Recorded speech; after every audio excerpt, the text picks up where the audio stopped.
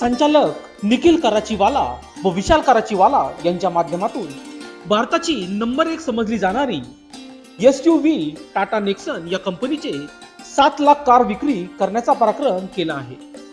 Tata motor Nexon 15 जून 2017 मध्ये launch केली गेली.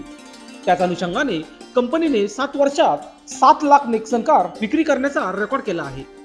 नेक्सनने 2021 ते 2023 पर्यंत सतत 3 वर्ष भारताची सर्वात जास्त विक्री होणारी SUV म्हणून या कारला गौरवण्यात आले आहे आणि त्याचे सेलिब्रेशन म्हणून 7व्या वर्धापन दिनी ग्राहकांना नवीन बुकिंग वर किंवा अपग्रेड करण्यासाठी कंपनीने